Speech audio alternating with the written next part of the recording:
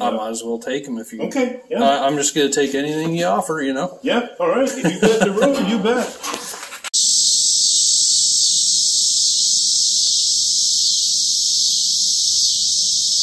So apparently my love for vintage Chevrolets knows no bounds. Absolutely none.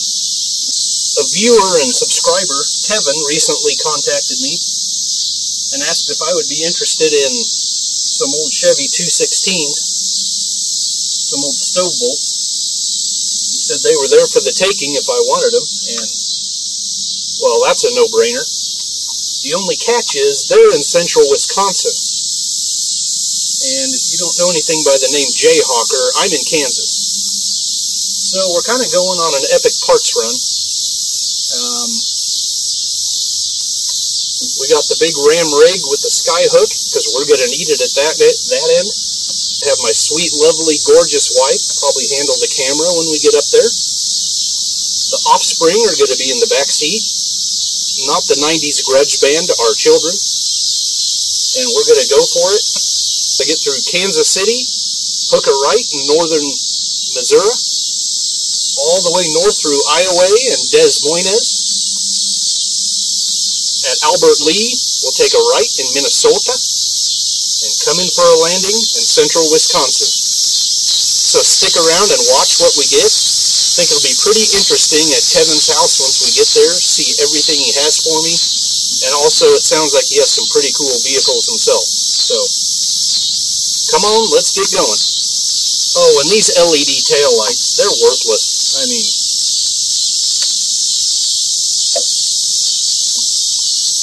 you realize they still use all the power. They just put a resistor to absorb half of it, right? And they burn out. And then they don't work. Man, these cicadas are loud.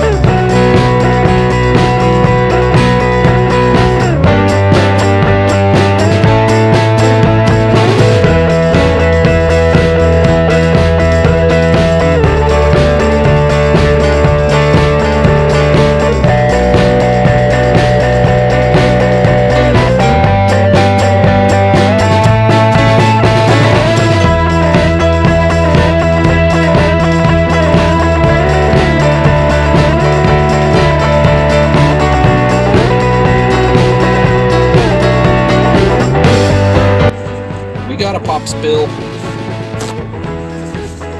Clean up on aisle 9 here.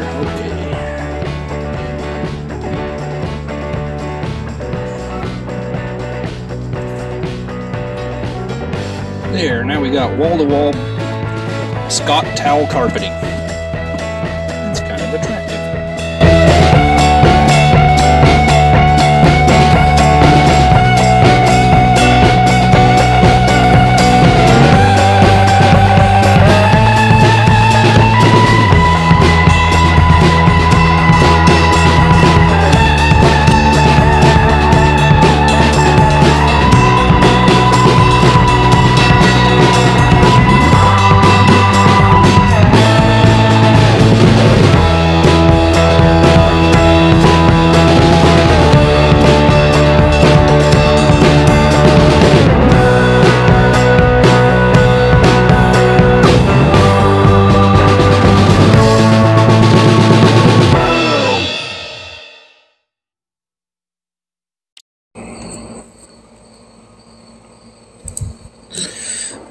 So at this point we had just arrived, and the first thing we did was took a look at his projects. Looks like he is having a lot of fun and doing a great job.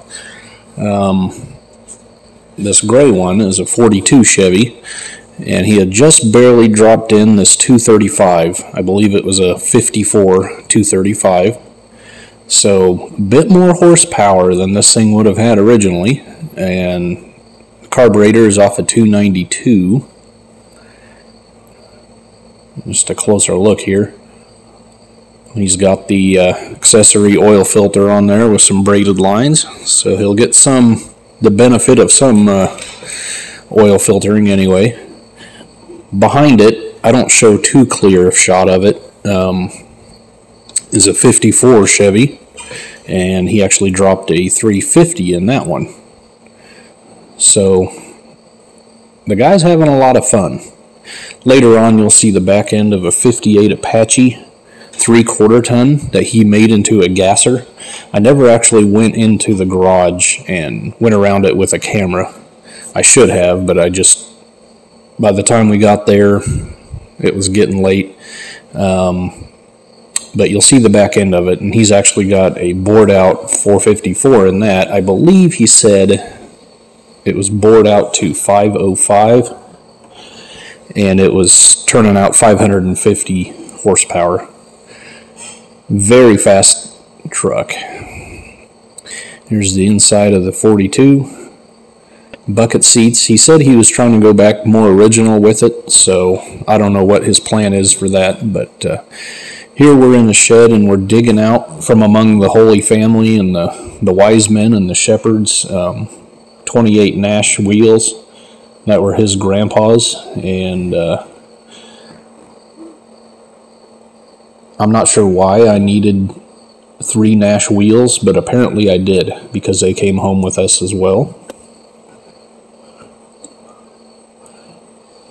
And then in this shed, the only thing we grabbed were 42 Chevy fenders. I don't know if both were the originals off the 42, but he did say he got 2, or I should say quarter panels, not fenders, excuse me. The 2 that he put on there were actually out of Kansas. And here we are lifting the half of the truck frame with the 216 on it.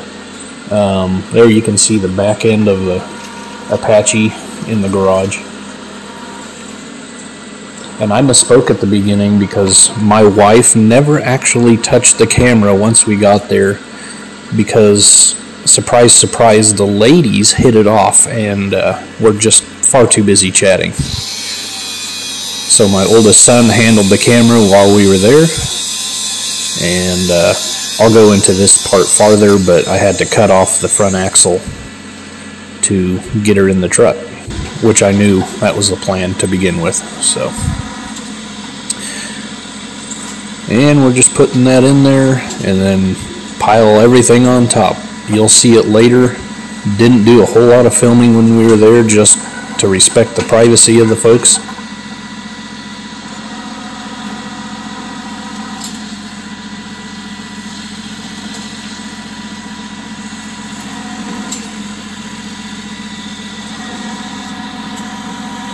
Well, it's 5 o'clock somewhere, and it certainly is in Wisconsin.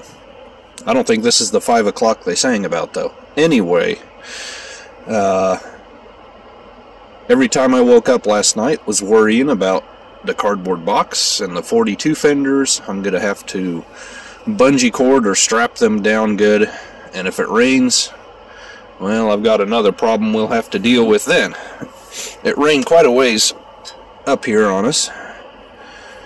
All kinds of stuff he threw in here that I'm just blown away. But anyway, had a great time, spent about an hour and a half with Kevin and his lovely wife. Got to know him, even went out to eat, got a burger with him at Culver's, and that was good. Kids really enjoyed it. So we not only got a whole lot of parts, way more than I was expecting, we made some new friends as well. So anyway, I am going to get things strapped down and we will head home. Well, our pop spill on the floor is coming around, but now we got a candy sugar spill on the seat. I think from these airheads. Yeah, more than likely. Whoop! See there, I did it. Wonder if those are any good at 5 in the morning. So what you do is you take your pre-wet napkin off the frost of the windshield. There we go. This is one of them there life hacks for you. And then you just kind of dab it up the best you can. And when you have to stop and the kid has to go to the bathroom, you just rip him right off the seat because he's probably stuck to it.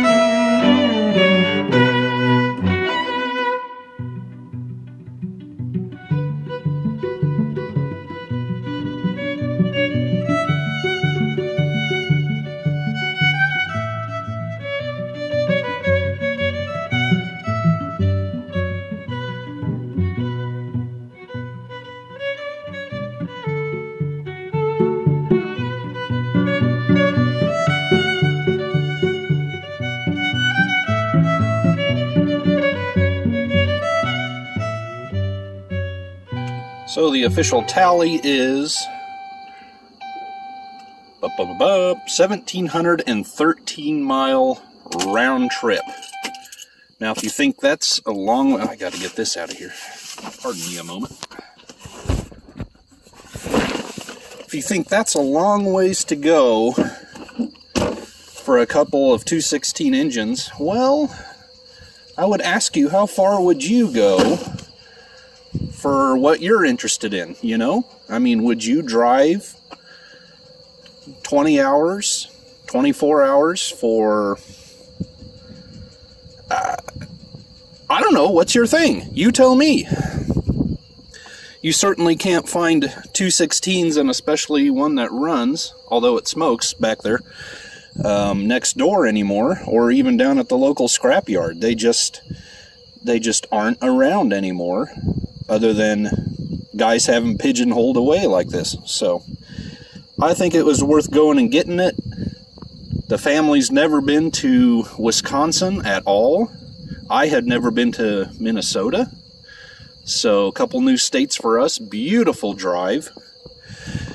The lovely people we met, absolutely generous. He just kept asking if I wanted this and that.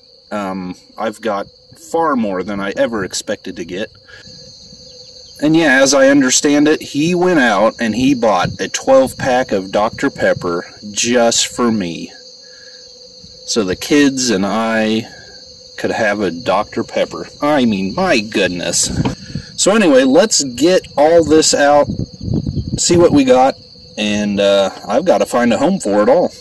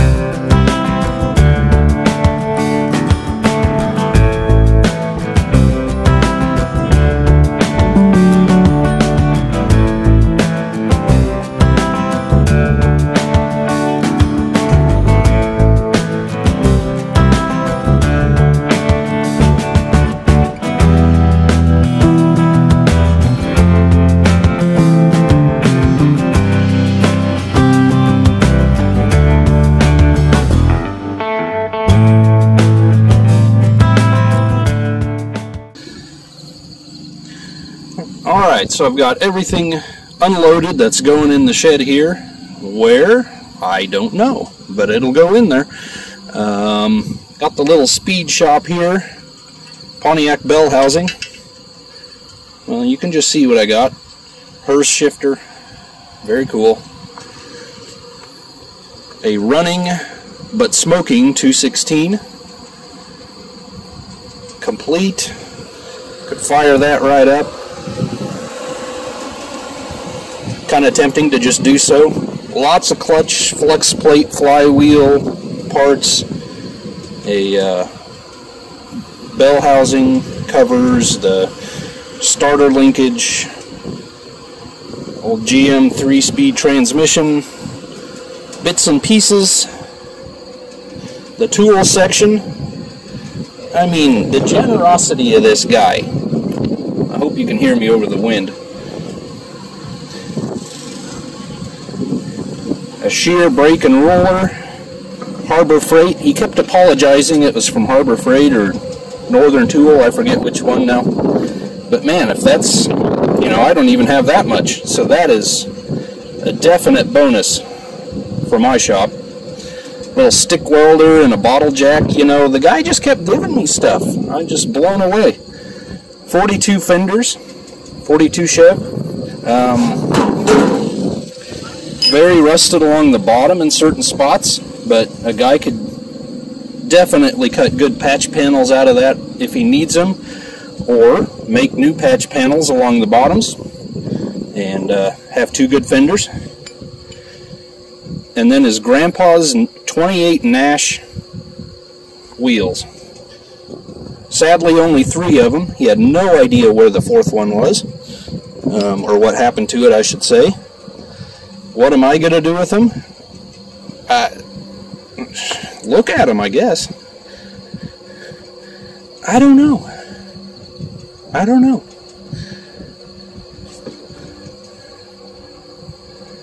I just like them is all. That's all I know. So now I'm going to go around and back and unload this. Yep, let's do that. I'm getting the sensation that moccasins were a poor choice for tall, wet grass.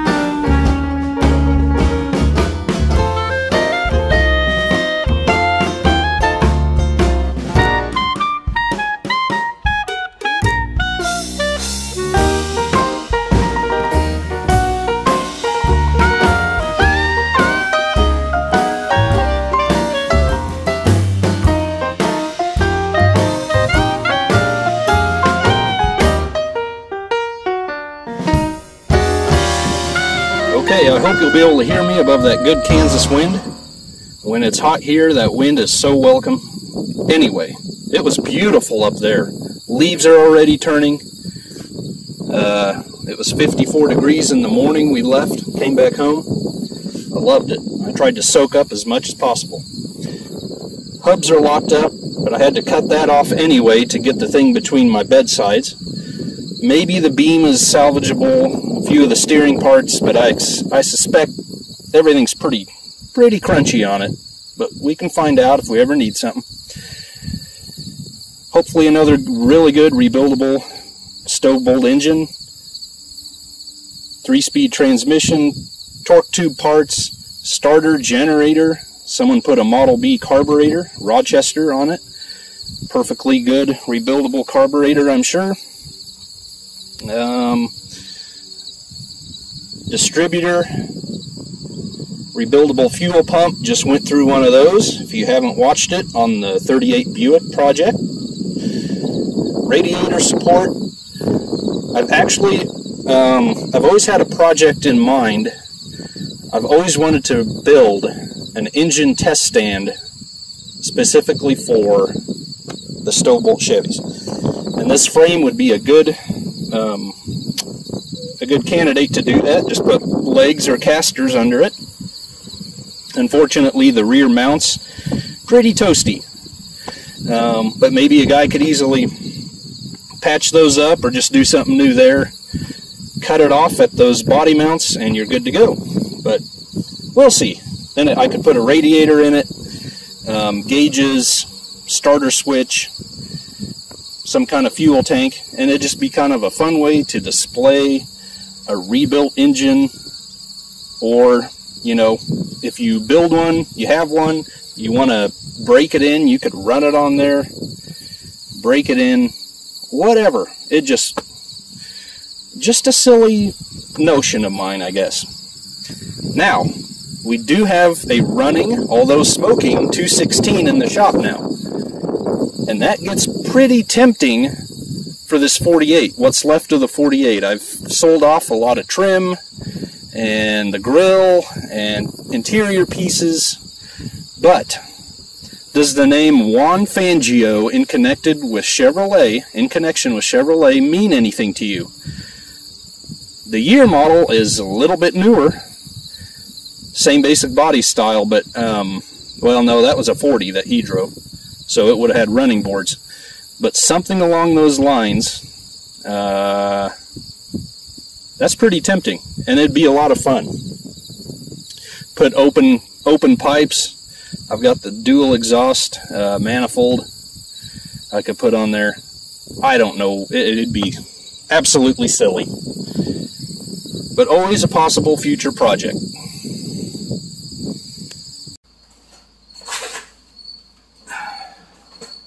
So you folks in Wisconsin, again, thank you so much. We had a blast. We loved getting to know you, good, down-to-earth folks like you. If you're ever coming through Kansas, call or email, let me know. Don't even hesitate. Stop on by if you can find us. And I'd just like to say, the folks at the lodge, get word to them, because they really need to reduce the amount of chlorine in that hot tub. Woo! You walk in that room, your eyes are burning instantly. And 2 of the 3 kids came out of there coughing and sputtering after half an hour. Anyway, thanks again. I cannot express how humbled I am by your generosity that you would want to give a complete stranger in Kansas your stash of stuff.